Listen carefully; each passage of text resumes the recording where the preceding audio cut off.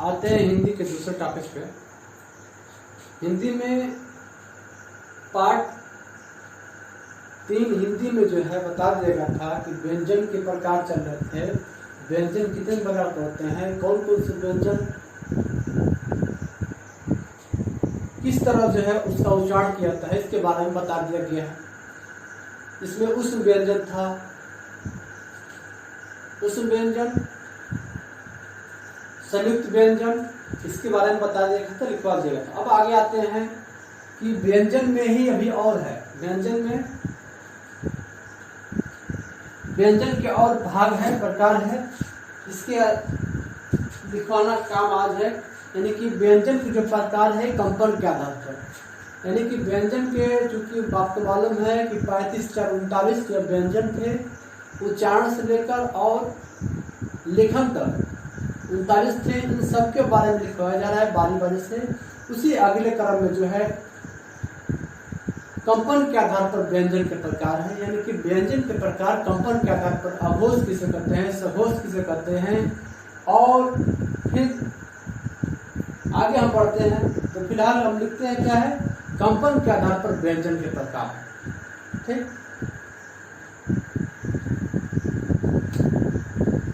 कंपन के आधार पर, कंपन के मतलब समझ, कंपन को लिखवा देते पहले। कंपन के आधार पर व्यंजन के प्रकार।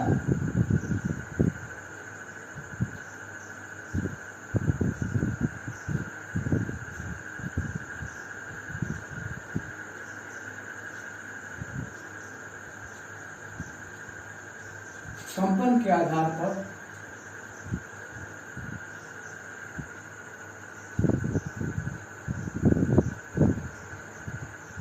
व्यंजन के प्रकार, यानी कि व्यंजन जो होते हैं, चूंकि इससे पहले मालूम है कि व्यंजन कौन कौन से व्यंजन, संयुक्त व्यंजन हो गए थे, उष्ण व्यंजन हो गए थे, इसका उच्चारण कैसे होता है सब बता दिया गया, लिखवा दिया गया। अब आते हैं दूसरे टॉपिक पे, कंपन के आधार पर व्यंजन प्रकार। व्यंजन के प्रकार में कंपन के आधार पर, यानी कि ऐसे अक्षर, व्यंजन अक्षर जिनका उच्चारण हम करते समय क्या होता है, कंपन होता है। यानी कंपन के आधार पर उनके प्रकार कितने, 2 है, सघोष है और अघोष है।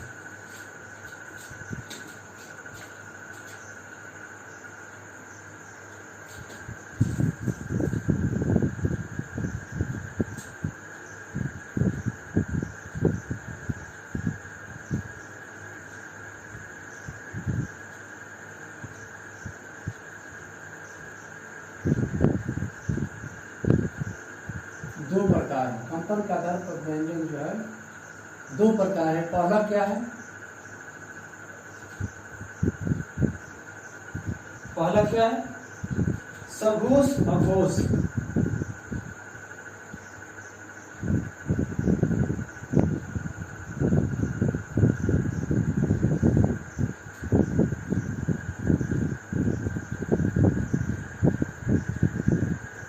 अघोष, और दूसरा क्या है, सघोष।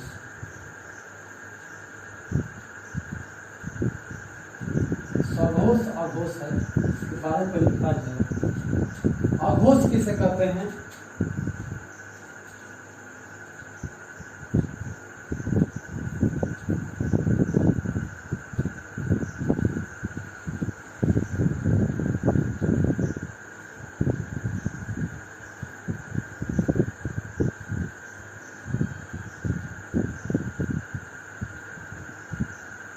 इसका उच्चारण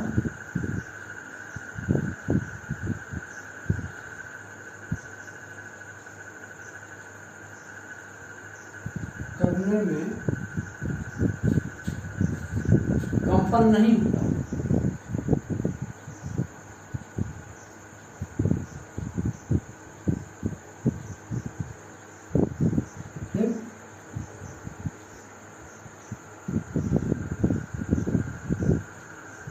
कौन कौन है,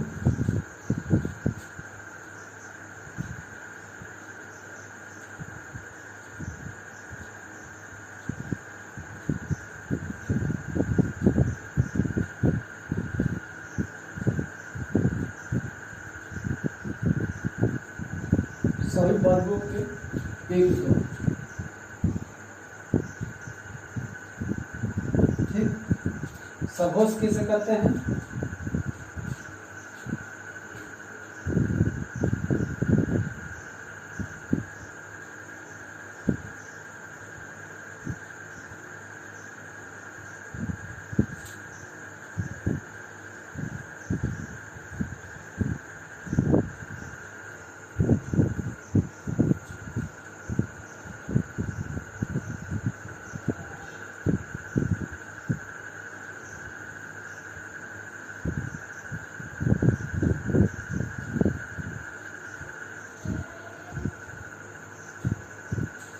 एग्जाम्पल क्या है? 3 4 5।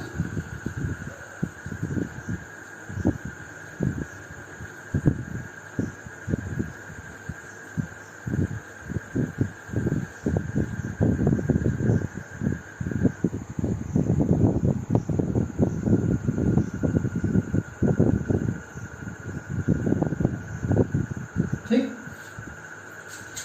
3 4 5। अब आते हैं कंपन के आधार पर जो व्यंजन की संख्या है, 2 प्रकार के होते हैं, सघोष और अघोष, या अघोष या सघोष। अघोष किसे कहते हैं? यानी ऐसे व्यंजन जिसका उच्चारण करने में कंपन नहीं होता है उसे हम अघोष कहते हैं। अ माने होता है नहीं, यानी कि घोष माने होता है कंपन, यानी कि जिसका उच्चारण करने में क्या होता है? कंपन नहीं होता है, उसे अघोष कहते हैं। ठीक, अघोष करते हैं, जिसका उच्चारण करने में कंपन नहीं होता है उसे अघोष करते हैं। अब देखिए अघोष क्या है? सभी वर्गों का आपको मालूम है, क वर्ग है, च वर्ग है, ट वर्ग है, यही वाला है सब, इसी में से।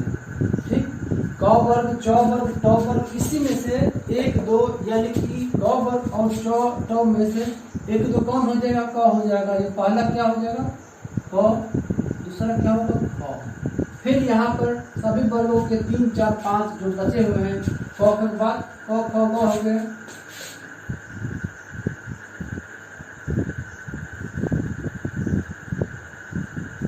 क ख ग घ, यही है। ठीक, यानी कंपन के आधार पर जो व्यंजन के प्रकार है, 2 प्रकार के होते हैं, अघोष होते हैं, सघोष होते हैं। तो अघोष क्या होता है? इसका उच्चारण करने में कंपन नहीं होता है, इसे हम अघोष कहते हैं। अ माने होता है नहीं, यानी उच्चारण करते समय कंपन नहीं होता है, उसे अघोष करते हैं। जैसे सघोष, इसका उच्चारण करने में कंपन होता है, स माने साथ होता है, घोष माने कंपन, यानी कि कंपन के साथ। अब सभी वर्गों के जो क च ट वर्ग है उसमें से पहला दूसरा है अघोष में, और सघोष में 3 4 5 है, क्योंकि सब में 5 5 थे इसलिए उसी आधार पे है। क और ख, यानी कि जैसे उच्चारण हम करेंगे अघोष का क और ख, तो उसमें कंपन नहीं होगा। क ख नॉर्मली यदि हम उच्चारण करेंगे, यदि अपने प्रैक्टिकली तौर पर अपनी जबान से करेंगे या अपने मुख से, तो उसका उसमें घर्षण नहीं होता है। अघोष में जो प्रथम और दूसरे वर्ग का पहला और दूसरा है, उसमें जो उच्चारण हम करेंगे क और ख का, उसमें बिल्कुल कंपन नहीं होगा। क ख जैसे इसे मालूम हो रहा है। जो सभी वर्गों के 1 2 है, ठीक, अघोष के जो 1 2 है उसमें जो है क्या है? कंपन नहीं होता है। जैसे आप क च ट वर्ग में 1 2 है ना, उसमें आप उच्चारण करेंगे कंपन नहीं होगा। कैसे नहीं होगा? क ख, कोई कंपन नहीं हो रहा है। अब जरा प्रैक्टिकली हो गया क ख, ये हो गया, कंपन नहीं होता। तीसरे बात सघोष में इसका उच्चारण करने में क्या होता है? कंपन होता है। सही वर्गों के 3 4 5, जैसे ग ह अंग, ग घ अंग, यानी कि जो क और ख है उससे ज्यादा समय भी लग रहा है, और जो उसका उच्चारण हो रहा है उसमें ज्यादा देरी हो रही है, और देरी के साथ साथ क्या होता है? कुछ घर्षण, कुछ कंपन पैदा हो रहा है। कंपन क्या होता है? कंपन एक घर्षण या कंपन दोनों एक ही है, दोनों एक ही रूप कह सकते हैं। कंपन में भी जो है कुछ घर्षण उत्पन्न होता है तो कंपन होता है, ऐसे कंपन तो हो नहीं सकता है, कुछ ना कुछ उसमें टच होना चाहिए तब जो कंपन होता है।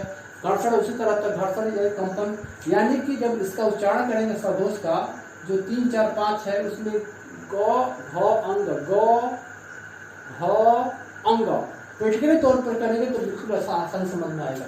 अब आते हैं दूसरे टॉपिक पे।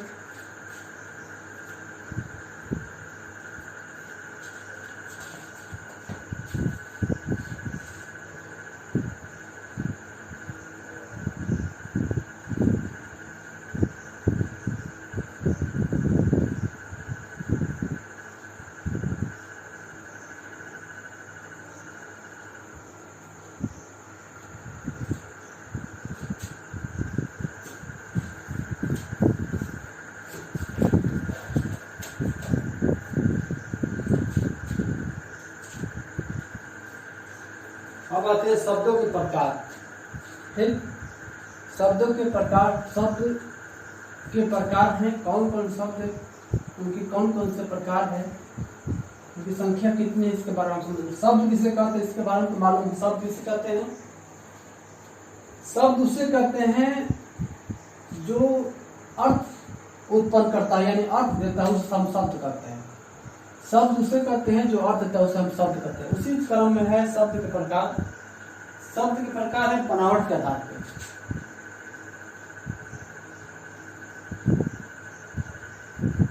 शब्द के प्रकार क्या है? बनावट के आधार पर।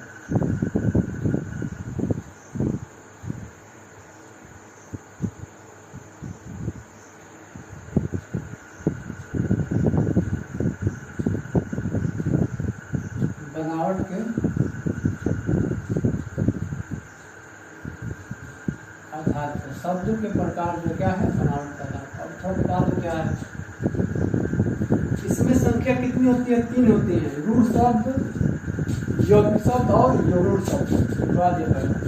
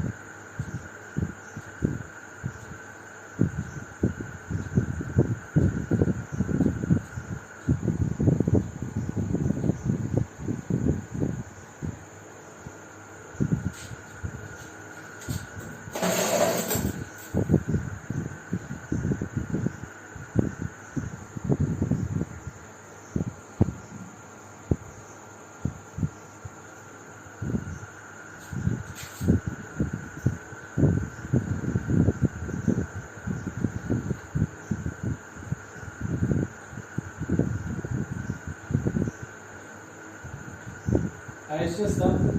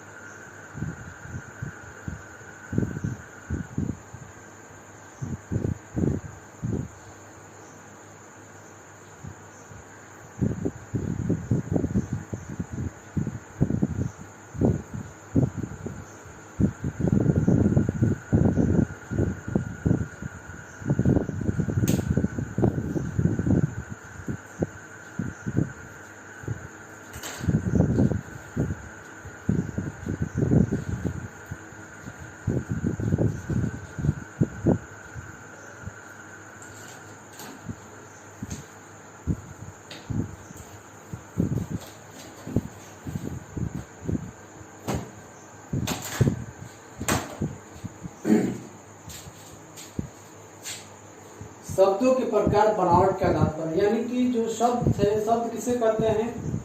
शब्द उसे कहते हैं जो अर्थ देता है उसे हम शब्द कहते हैं। बिना अर्थ दिए हुए को हम शब्द नहीं कह सकते हैं। इसके बारे में हम बता दें आपसे। उसी बनावट के आधार पर शब्दों के प्रकार है रूढ़ शब्द, यौगिक शब्द और यौगिक रूढ़ शब्द। यानी कि शब्द के प्रकार है बनावट के आधार पर शब्द कितने प्रकार होते हैं? 3 तरह के होते हैं। बनावट के आधार पर जो शब्दों के प्रकार हो कितने होते हैं? 3 होते हैं। 1 2 3।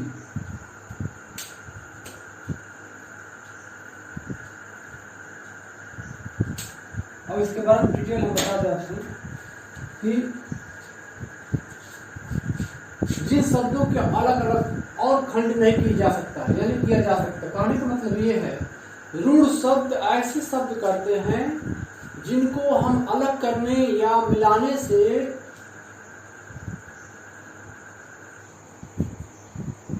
जिसको हम अलग कर दे, यदि हम शब्द को अलग कर दे तो वो स्पष्ट अर्थ नहीं देता, उसे हम रूढ़ शब्द रखते हैं।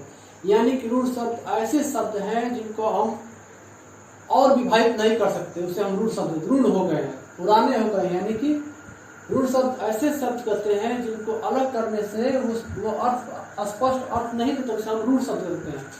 इसी में लिखा गया अलग अलग खंड नहीं किया जा सकता है, यानी कि अलग करने के बावजूद भी वो अर्थ न दे, उसे हम रूढ़ शब्द। जैसे कमल है, कमल शब्द है लेकिन इसको हम अलग कर रहे हैं। क म ल, क्या क का अर्थ निकलता है, म का भी अर्थ नहीं निकलेगा, ल का। यानी कि ऐसे रूढ़ शब्द उसे कहते हैं जिनको अलग करने से कोई स्पष्ट अर्थ नहीं देता है, रूढ़ हो गया है, उसे हम रूढ़ शब्द कहते हैं। ठीक, कमल हो गया, रूढ़ शब्द कहते हैं। यौगिक शब्द जैसे इस शब्द से ही मालूम हो रहा है, यौगिक माने क्या होता है? जोड़ना। यानी कि जोड़ते हैं या अलग करते हैं तो वो स्पष्ट अर्थ देता हो। यहाँ लिख दिया है, जिन शब्दों को अलग करने से अर्थ दे या मिलाने से भी अर्थ दे, उसे हम यौगिक शब्द कहते हैं।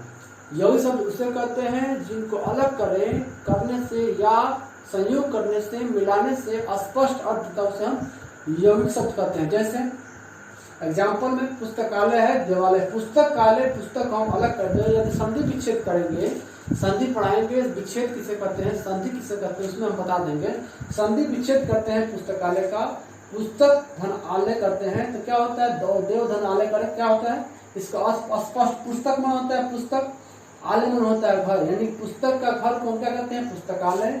देवालय, देव मन देवता होता है, असुर होते हैं जिसका, और आलय मन घर होता है, यानी कि देवताओं का घर को हम क्या कहते हैं, देवालय कहते हैं। यानी यौगिक शब्द उसे कहते हैं जिसको हम अलग करने गए, यानी खंड करने से या संयोग करने से स्पष्ट अर्थ देता है, उसे हम यौगिक शब्द कहते हैं। ठीक, यहाँ हो गया पुस्तकालय, देवालय। पुस्तकालय, पुस्तक का भी अर्थ निकल रहा है, आलय का भी अर्थ नहीं, पुस्तक माने पुस्तक होता है, आलय माने पुस्तक के घर कहते हैं पुस्तकालय।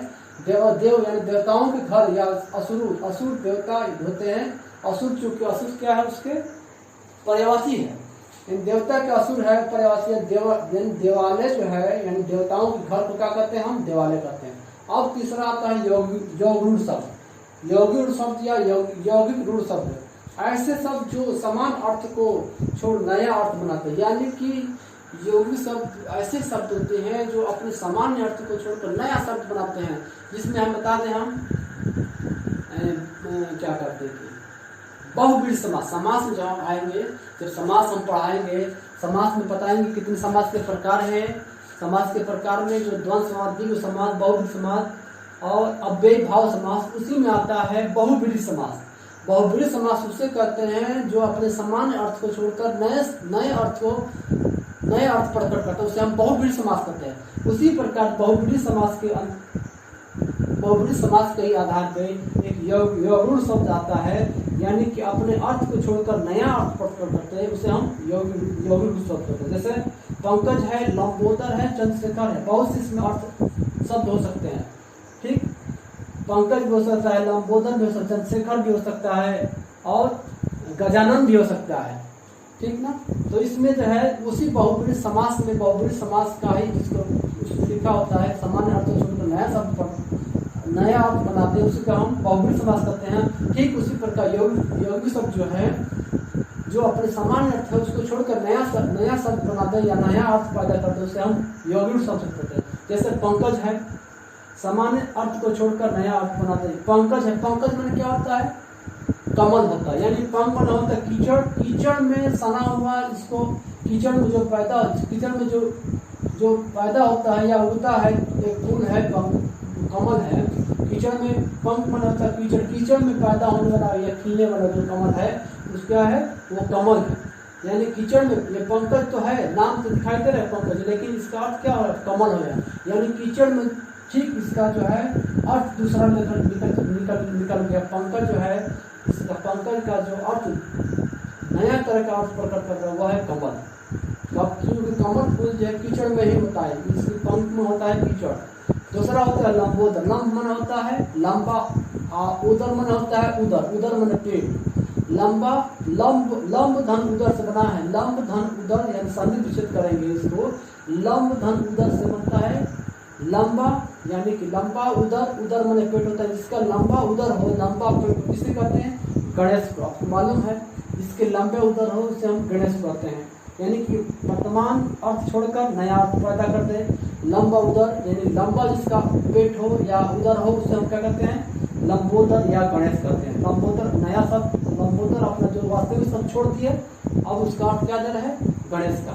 ठीक उसी प्रकार चंद्र में क्या होता है, चांद होता है। शेखर में होता है सिर, यानी कि जिसके सिर पर, जिसके सर पर चांद हो, उसे हम क्या कहते हैं, शंकर, अर्थात शंकर। यानी कि चंद्रशेखर हो गया, चंद्र होता है, चंद्र के माने जो अर्थ होता है चांद, और शिखर मन होता है ये सर, यानी कि जिसके सर पर क्या हो, तो चंद्रमा की तरह दिखने वाला हो या चंद्रमा हो, उसे हम क्या कहते हैं, चंद्रशेखर। नया अर्थ दे शंकर। ठीक, इसलिए समझ में आके क्लियर है। इस तरह से जो है हिंदी का दूसरे पार्ट दिखाया गया कि तद्भव किसे कहते हैं, तत्सम किसे कहते हैं, देशक विदेशक और शंकर शब्द किसे होते हैं। अगले क्रम में इसके बाद दिखाया जाएगा। ये है